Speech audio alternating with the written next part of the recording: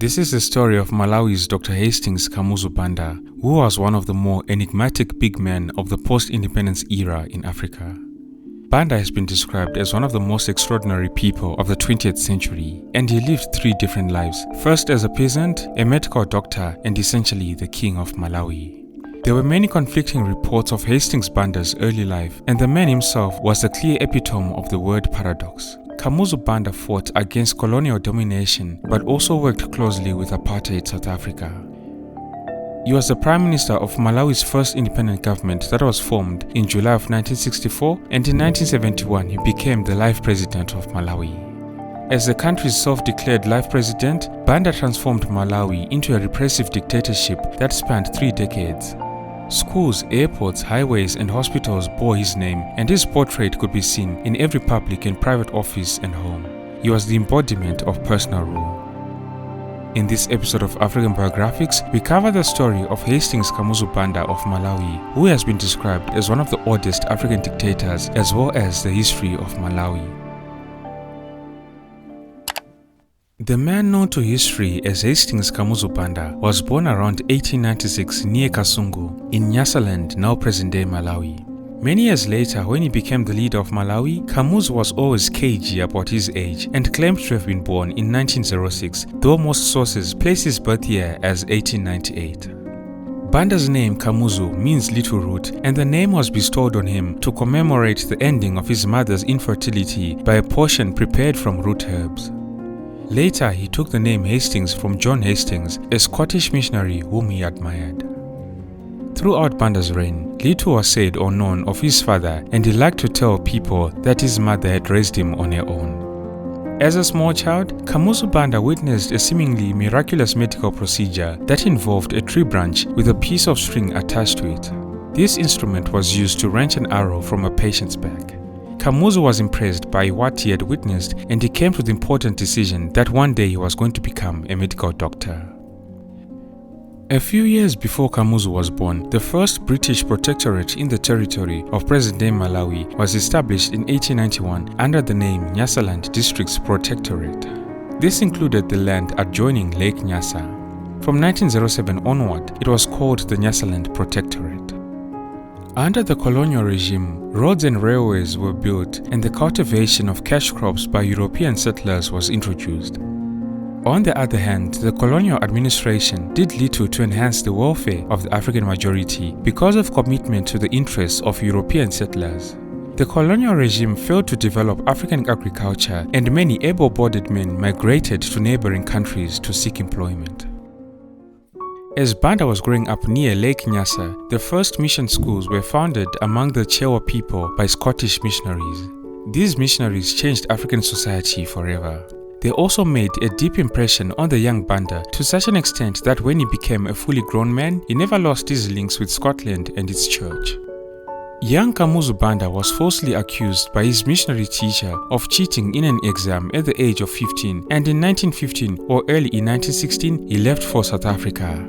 Legend has it that he walked some 1,300 miles through the wilderness to the gold mines of Johannesburg. He found employment at the Witwatersrand deep mine in Boksburg, and for the first time was exposed to the rough life of a growing mining city.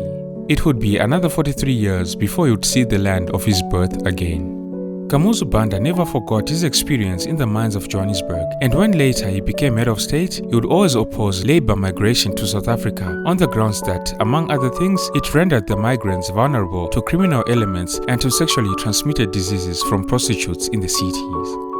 Although he was fully employed there in South Africa, Banda's quest for further education remained prominent in his personal plan, and to achieve this goal, he enrolled at a local night school. In 1922, Kamuzu Banda would join the African Methodist Episcopal Church, and in November of the following year attended the church's annual meeting in Bloemfontein. It was there where he met an American who agreed to sponsor his travel to the United States to further his education. In December of 1931, Kamuzu was awarded a Bachelor of Philosophy degree from the University of Chicago with a double major in history and politics. In 1932, he became a student at the Meharry Medical College in Nashville, Tennessee. The time that he spent in Nashville was a tough one. Nashville, Tennessee displayed the most virulent racism Banda had seen since his years in Southern Africa. After qualifying as a doctor in 1937, Kamuzu Banda relocated to Edinburgh, Scotland, where in 1938 he became a student at the School of Medicine of the Royal College of Physicians and Surgeons. For him, such additional qualifications were necessary in order to practice within the British Empire. One of his dreams was to return to Nyasaland as a medical missionary. In 1941, Dr. Hastings Kamuzu Banda set up his practice in a poor area of Liverpool, waiving fees for poor patients and even paying the rents of some of the poorest. Dr. Banda was said to be particularly good with children, and he was welcomed into people's homes and gained acceptance and integration into this society. After the Second World War, Dr. Kamuzu Banda established a thriving practice in London, and as a doctor in London, he enjoyed a prosperous middle-class life, owned a house, drove a small car, and even dabbled on the stock market. The doctor even took to wearing a black Homburg hat and carrying a road umbrella.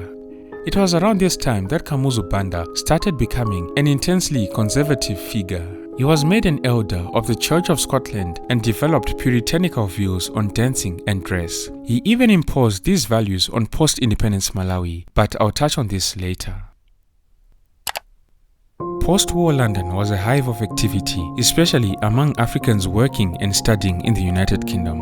These included future leaders of Africa such as Jomo Kenyatta, Kwame Nkrumah, and Seretse Khama. Increasingly, Hastings Banda became involved in Pan-African affairs. He also kept abreast of the changes that the Second World War had brought to his formerly isolated homeland, Nyasaland. In this instance, black people in Nyasaland had been conscripted in large numbers and had served overseas during the war in various countries without any form of racial discrimination. These Africans had learned that a vast field of opportunities awaited those who were prepared to work for better education and greater opportunities. Their eyes had been opened, and they urged their countrymen to also strive for these things.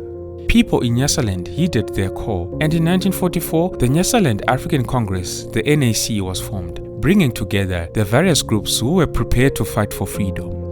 Dr. Hastings Kamuzu Banda acted as the organization's external advisor, regularly giving it financial assistance.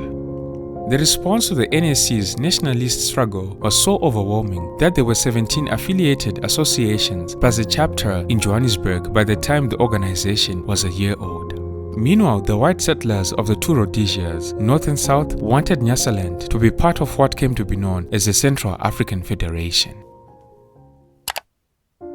Also known as the Federation of Rhodesia and Nyasaland, the Central African Federation was a political unit that was created in 1953. As I alluded to, it consisted of the British settler-dominated colony of Southern Rhodesia, now Zimbabwe, and the territories of Northern Rhodesia, now Zambia, and Nyasaland, now Malawi, which were under the control of the British Colonial Office.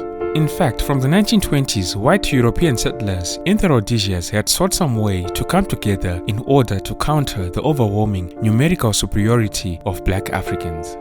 In addition to this, the election of the National Party in South Africa in 1948 worried the British government, which began to see the Federation as a potential counter to the apartheid policies that were now being introduced in South Africa. Now, the African population in Northern Rhodesia and Nyasaland consistently opposed the formation of this federation, which they feared would be dominated by Southern Rhodesia. And they were right, as throughout the 1950s, policies in the Federation were seen to be largely to the advantage of the white population of the South. At the time of the Federation, in Nyasaland, which was smaller and poorer than both Rhodesian territories, there was no improvement in education and almost exclusive concentration on Southern Rhodesian investments. When the Federation became law on 1 August 1953, Hastings Kamuzu Banda was disgusted with his own failure to prevent it. At that time, he had left London for Kumasi in Ghana, where he continued to practice medicine. Banda went to Ghana partly because of a scandal involving his receptionist in Hastings in the UK. His secretary became pregnant with his child, and her husband filed for divorce. When Banda fled from Britain to Ghana, his secretary followed him, but he rejected her and he never supported their child. Now, on 6 July 1958, Hastings Kamuzu Banda finally returned to his native country at the plea of a new NAC member named Henry Chipembere. Chipembere had refused to give up the struggle against federation, and he felt that a strong, intelligent and charismatic leader, old enough to take charge yet young enough to endure dynamic anti-federation action, was needed to lead the fight for black equality and self-government in Nyasaland. Therefore, Kamuzu Banda was the natural choice. Although many people in Nyasaland had not heard of Banda before that year, the NAC had constructed a powerful image of him, presenting him as the only African able to deal effectively with Europeans given his education and experience of living in the West. People also believed that Kamuzu possessed supernatural powers. They said he could appear among his enemies without being seen. He could take the shape of a crocodile and that he rode the backs of hyenas at night. They even said the wind obeyed his will. However, persuading Banda to end his voluntary exile was not so easy. It was only after securing a guarantee that he would assume the presidency of the NAC that Hastings Kamuzu Banda returned to Nyasaland. On the day of his return on 6 July 1958, Hastings Kamuzu Banda received a Messiah's welcome from 4,000 people. It was his first return to his native land in 43 years. Within a few months of Banda's arrival, the NAC was reorganized and the political atmosphere in Nyasaland became highly charged. His speeches echoed in the air as he toured the country, gathering support against the Federation. Kamuzu Banda was received enthusiastically wherever he spoke, and resistance to imperialism among the Malawians became increasingly common. At the same time, however, he persisted in speaking only English, with an interpreter translating his messages into vernacular languages. Some of his critics at the time pointed out to the fact that he lived like a white man, insisting on moving into an area declared white residential and never giving up his famous costume of a three-piece suit, black Homburg hat and brown leather gloves. But anyways, Kamuzu Banda was really hell-bent on fighting for independence for his country. And so predictably, a bad relationship with the colonial government swiftly followed. In January and February of 1959, riots and minor incidents took place in various parts of Nyasaland. The governor, Sir Robert Armitage, became convinced that the government was facing a widespread conspiracy, including a plot to murder white people, and that's why he summoned Rhodesian troops to help keep order. But this only exacerbated the crisis. On the 3rd of March 1959, Robert Armitage declared a state of emergency in Nyasaland. Banda's party, the NAC, was banned, and he and many congressional leaders were imprisoned in Gwelo, southern Rhodesia. Hundreds of others were detained in various parts of Nyasaland, mainly at Kanchenza. The emergency measures that had been enforced in Malawi provoked even more disorder. Riots and demonstrations broke out in which nearly 50 Africans died. During this period, Kamuzu's NAC was renamed to the Malawi Congress Party, the MCP, and leadership of the organization was temporarily assumed by Oton Chirwa, who was released from prison in August of 1959. Now, the description of Nyasaland as a police state reverberated around the world, and this severely damaged Britain's reputation for progressive colonial management. These events of 1959 made Britain jettison all long-term plans for independence. They decided to accelerate the whole process. When he was released from prison on 1 April 1960, Kamuzu Banda took over the helm of the MCP, and afterwards he decamped to London, where with Kenneth Kaunda of Zambia and Joshua Nkomo of Zimbabwe, he continued campaigning for an end to the Federation. After constitutional talks in London attended by various political interests, Kamuzu Banda accepted British constitutional proposals, granting Africans in Nyasaland a majority in the Legislative Council. Banda's party won the general elections held in August of 1961. The British decided in 1962 that Nyasaland would be allowed to secede from the Federation. Banda's MCP swept into power, and he served as the Minister of Natural Resources and Local Government, a position he sought because he viewed it as being crucial to the development of the country. In January of 1963, Hastings Kamuzu Banda became the Prime Minister. On 6 July 1964, Nyasaland achieved independence and was renamed Malawi. Northern Rhodesia became independent as Zambia on 24 October of that year. However, white settlers in southern Rhodesia announced a unilateral declaration of independence on 11 November 1965. This is a story for another day. Dr. Hastings Kamuzu Banda retained the post of Prime Minister when Nyasaland achieved independence. At independence in 1964, there was moderate optimism concerning Malawi's economic future, which was heralded by a new dawn. And for sure, development was badly needed. Nyasaland was a quiet colonial backwater, serving as a labor reservoir for the more industrialized neighboring regions of Rhodesia and South Africa. Fully acknowledging Malawi's unfavorable starting position, Dr. Hastings Banda chose a somewhat unorthodox development strategy. Instead of pursuing industrialization as other African countries had done, Banda's policy concentrated on the expansion of the agricultural production of cash crops, mainly tobacco and tea. This development strategy seemed to succeed during the first years after independence. Malawi was held up as an example of African development and enjoyed impressive growth rates between 1970 and 1979. By devoting its meager treasury and considerable energies to its one natural resource, which was farmland, for most years Malawi did not need to import food. Often during this time there was even enough food to export, a rarity in Africa. These were the honeymoon days, and to his admirers, Kamuzu Banda was a rare moral ruler in Africa who wanted his people to observe what he called the four cornerstones: unity, loyalty, obedience, and discipline. Unfortunately, Kamuzu's development system failed Malawi's most vulnerable people. The country's agricultural miracle ironically bypassed the majority of the rural population, subsistence farmers who suffer some of the highest child malnutrition and death rates in East and Central Africa. To make matters worse, soon after independence, Kamuzu Banda succeeded in gaining control over the economy through the Press Corporation, a private company which he owned. Press Corporation enjoyed a near monopoly in industry, financing and trade. In the early 1970s, Kamuzu Banda appropriated and distributed a large number of tobacco estates, giving them to his followers in the MCP. On the other hand, Malawi and Banda became engulfed in a political crisis just 8 weeks after the country attained independence. Also, his rule of Malawi quickly descended into what others have labeled as being despotic. Hastings Kamuzu Banda's authority was tested by a cabinet crisis that began in September of 1964. In this instance, his ministers demanded the immediate Africanization of Malawi's white-dominated economy and urged Banda to take a hostile stance toward colonialist South Africa and Mozambique, which at the time was a Portuguese colony. The ministers also questioned Banda's refusal to recognize Communist China, even though China had offered the impoverished African country first $6 million, then $18 million in sorely needed aid. Well, Kamuzu had announced that the amount of aid China offered was immaterial and that he was not going to be bribed to recognize their communist regime. Most of all, the ministers objected to their state of being powerless. They held no real power against the imposing Banda, and the Prime Minister would often refer to them as his boys.